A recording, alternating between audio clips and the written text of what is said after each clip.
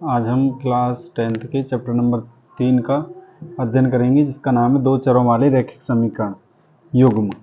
तो दो चरों वाले रैखिक समीकरणों का युग्म का जो जो निरूपण होता है, वो निरूपण होता है a1x प्लस में b1y प्लस में c1 बराबर 0। इस तरह से हमारे पास इसका निरूपण होता है। और इसके दूसरे समीकरण का जो निरूपण होता है वो होता है a2x प्लस में b2y प्लस में c2 बराबर 0। और दो चरों वाले रैखिक समीकरण के बारे में हम पहले समझ लेते हैं। दो चरों वाले रैखिक समीकरण होते क्या है। तो रैखिक समीकरण क्या होते हैं। ये रैखिक समीकरण के बारे में, रैखिक बहुपद या रैखिक समीकरण एक ही बात होती है, जिसके बारे में हम पीछे पढ़ के आ चुके हैं दूसरे चैप्टर में। रैखिक बहुपद क्या होते हैं, जिनके घात एक होती है, जिनके चरों की घात एक होती है। जैसे फॉर एग्जाम्पल x प्लस में 5, इसमें क्या है x प्लस में 5 बराबर 0।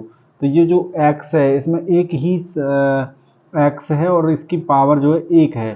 तो ये एक रैखिक समीकरण है और इसमें एक चर दिख रहा है, तो ये एक चर वाला रैखिक समीकरण है। यदि मैं लिखूँ x प्लस में y बराबर 7, तो ये दो चरों वाला रैखिक समीकरण है, क्योंकि इसमें दो चर हैं, x एक अलग चर है, y एक अलग चर है। तो इसी तरह से दो चरों वाले रैखिक समीकरण जो होते हैं, उसमें दो चर दिए होते हैं, उन्हें हम दो चरों वाले रैखिक समीकरण कहते हैं। अच्छा, आगे इसमें हम देखते हैं कि दो चरों वाले रैखिक समीकरण का युग्म का मतलब होता है कि दो समीकरण दे रखे होंगे। एक तो जैसे सपोज दैट एक एग्जांपल लिख लेते हैं हम, 2x माइनस 3y बराबर में 12। और एक एग्जांपल और लिख लेते हैं हम, 5 x प्लस में ऐसे लिख लेते हैं, x प्लस में 3y बराबर में 6। तो ये जो दो समीकरण है हमारे पास, तो एक पहले समीकरण में अगर मैं एक a1 का मान देखूं, तो a1 का मान यहाँ पर a जो 1 लिखा हुआ है, a1 का मान 2 होगा। पहले समीकरण से a1 का मान निकालेंगे तो 2 होगा, जो कि x का गुणांक है। b1 का मान अगर देखें हम, तो b1 का मान जो होगा वो होगा हमारे पास जो y का गुणांक है, तो -3। इसी तरह हम c1 का मान देखें, तो c का मान जो 12 जो इधर है ना, इसको इधर ले आएंगे, लेफ्ट हैंड साइड पक्षांतर कर लेंगे, दाएं हाथ की तरफ लाएंगे, तो ये -12 हो जाएगी। तो -12 इसका मान होगा c1 का। इसी तरह a2 का मान अगर हम देखें, तो इस वाले समीकरण में x का गुणांक जो है वो 1 है। और b2 का मान देखें, तो b2 का मान 3 है। c2 का मान देखें, तो यहाँ पर -6 है। इस तरह से हम a1 और b1 और c1 और a2 और b2 और c2 के मान निकाल सकते हैं किसी भी समीकरण के। और इस समीकरण के हमने मान निकाल लिए, इन दोनों समीकरण से हमने क्या देख लिए, मान देख लिए कि a1 a2 a3 के मान किस तरह से देखे जाते हैं।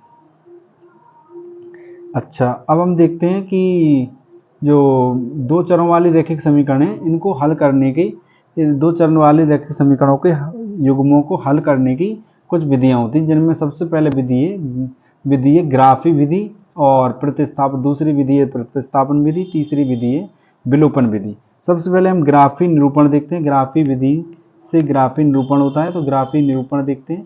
तो ग्राफी विधि में सबसे पहले हम ग्राफी निरूपण, तो यदि a1 अपॉन में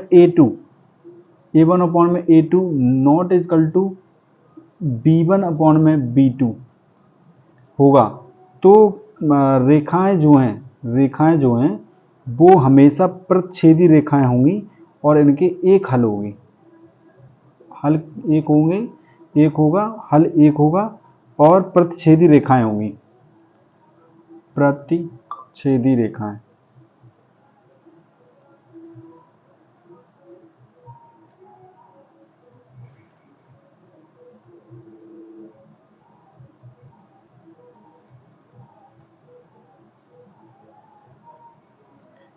रेखाएं, होंगी और हल जो होंगे वो होंगे एक हल होगा। ऊपर लिख भी देते हैं हम कि ग्राफी निरूपण।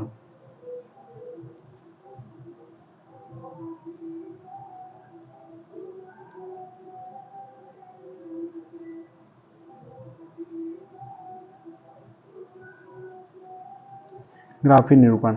और यदि ऐसे प्रच्छेदी रेखाओं का मतलब ऐसे है कि जैसे एक रेखा हमने ऐसे लिखी और एक रेखा और ऐसे काट दी, तो ये एक बिंदु पर प्रच्छेद कर रही हैं, तो ये इस तरह से दो रेखाएं होंगी, और दोनों रेखाएं जो हैं, जो दो समीकरण दे रखे हैं, वो दो रेखाओं के समीकरण है, और दोनों समीकरण से जब वैल्यू देखेंगे a1/a2 not equal to b1/b2 होगा, मतलब जो बराबर नहीं होंगे तो प्रच्छेदी रेखाएं होंगी। प्रच्छेदी रेखा का मतलब कहीं ना कहीं एक बिंदु पर वो दोनों रेखाएं काट रही होंगी।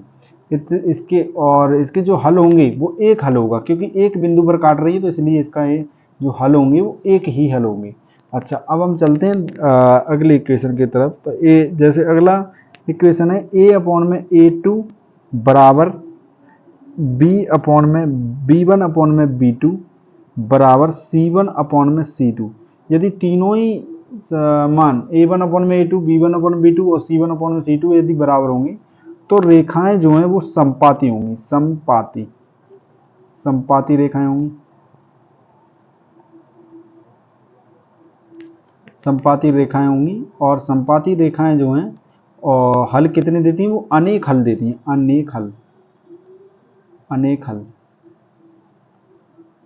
अनेक हल होंगे। और समपाती रेखाएं कैसे होती हैं, जैसे एक रेखा है ऐसे जा रही है, और इसी के ऊपर एक रेखा और जा रही है, मतलब दो रेखाएं एक ही रेखा पर जा रही हों, तो ये जो हैं समपाती रेखाएं होती हैं। समपाती रेखा मतलब एक रेखा के ऊपर दूसरी रेखा, और ये अनेकों बिंदु पे मिलेगी, यहाँ पे भी मिलेगी, यहाँ पे भी मिलेगी, यहाँ पे भी मिलेगी, जितनी जगह जितने बिंदुओं पे मिलेगी उतने ही हल होंगे। तो अनेक बिंदुओं पे मिल रही, तो इसलिए इसके अनेक हल हो जाएंगे। इस तरह से हमने समपाती रेखाएं समझ ली।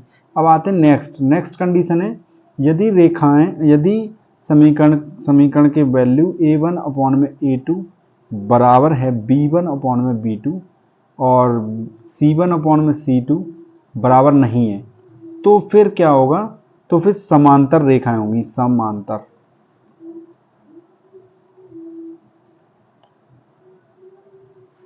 समांतर रेखाएं होंगी, और समांतर रेखाएं जो हैं कितने हल देती हैं, समांतर रेखाएं कोई हल नहीं देती। समांतर रेखाएं होंगी, और समांतर रेखाएं किसी भी बिंदु पर मिल नहीं रही हैं, तो फिर कोई भी हल नहीं देंगी।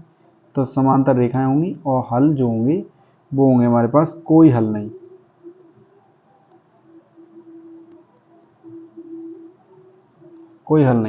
समांतर रेखाएं कैसे होती हैं, जैसे कि एक रेखा ऐसे जा रही है, एक रेखा ऐसे जा रही है, तो ये दोनों आपस में कभी ना मिले, ऐसी रेखाओं को समांतर रेखा कहा जाता है। तो ये समांतर रेखाएं हैं जो कि कभी मिलेंगी नहीं, और जब कभी मिलेंगी नहीं तो फिर इनके जो हल होंगे वो अनेक हल नहीं होकर के कोई भी हल नहीं होगा। तो इस तरह से हमने ये ग्राफीय निरूपण समझ लिया किसी भी दो रेखाओं के बीच का। और जब ये बात और ध्यान रखनी है कि जब ये रेखाएं एक हल और ये अनेक हल देंगी, तब ये रेखाओं से बने जो बिंदु होंगे वो संगत होंगे। मतलब संगत का मतलब एक रेखा दूसरी रेखा के संगत है। और जब ये समांतर रेखाएं होंगी, कोई हल नहीं देंगी, तो असंगत होंगी। असंगत होंगी। एक एग्जाम्पल से हम देख लेते हैं, और एक एग्जाम्पल के द्वारा हम ग्राफी विधि को अच्छे से समझ लेते हैं। तो एक एग्जाम्पल ले लेते हैं हम, जैसे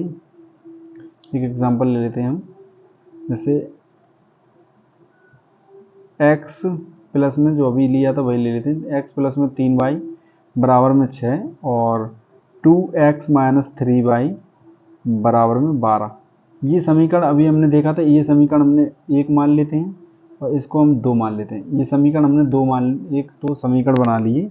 अब हम समीकरण से क्या निकाल सकते हैं, एक्स वाई की वैल्यू निकालेंगे। एक्स वाई की वैल्यू निकालना हम क्लास 9th में सीख चुके होते हैं। तो किस तरह निकालेंगे, हम सबसे पहले एक बॉक्स बनाएंगे और बॉक्स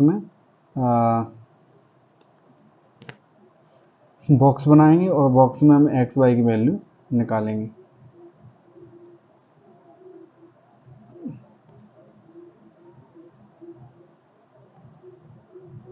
पहले समीकरण के लिए एक अलग बॉक्स बनाएंगे और दूसरे समीकरण के लिए अलग बॉक्स बनाएंगे।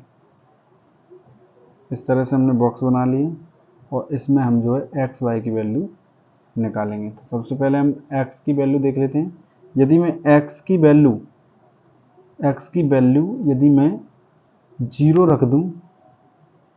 रखूँगा, तो मेरे पास यदि x की वैल्यू मैं 0 रख दूंगा तो y की वैल्यू कितनी आएगी पहले समीकरण के लिए। तो क्या करेंगे, रफ कार्य कर लेंगे हम। पहला समीकरण है x प्लस में 3y बराबर में 6। तो x की वैल्यू तो 0 रखनी है मुझे, 0। 3y इजकल टू में 6, 3y इजकल टू में 6, 0 3 से 6 कैंसिल आउट होता है 2 टाइम्स। तो y की वैल्यू जो मेरे पास आ गई वो आ गई मेरे पास 2। तो y की वैल्यू मैं रख दूंगा 2। तो इस तरह से मैंने x और y की वैल्यू निकाल ली। अब की बार मैं y की वैल्यू 0 रख देता हूँ और x की वैल्यू निकाल लेता हूँ। कोई दो बिंदु निकाल लेता हूँ जिससे कि मैं रेखा ग्राफ पर खींच पाऊँ, इसलिए दो बिंदु निकाल रहा हूँ मैं x y से। और इस तरह से मैं क्या करता हूँ, अब की बार मैं y की वैल्यू यहाँ पर 0 रख देता हूँ और y की वैल्यू जब मैं 0 रखूँगा तो यहाँ पर x की वैल्यू कुछ निकालनी है, x की वैल्यू निकालेंगे अब हम। तो x की वैल्यू निकाल लेते हैं।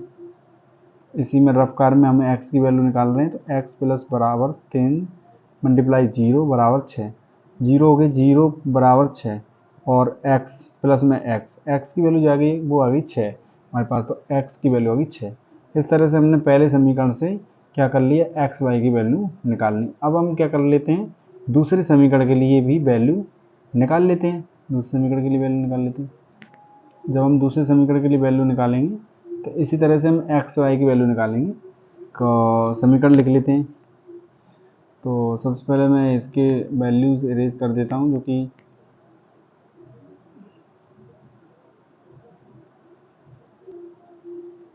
अब की बार भी मैं क्या करता हूँ कि 0 x की वैल्यू 0 रख लेता हूँ और y की वैल्यू कितनी आएगी तो देख लेते हैं। तो 2x माइनस 3y बराबर में 12, ये समीकरण सेकंड है।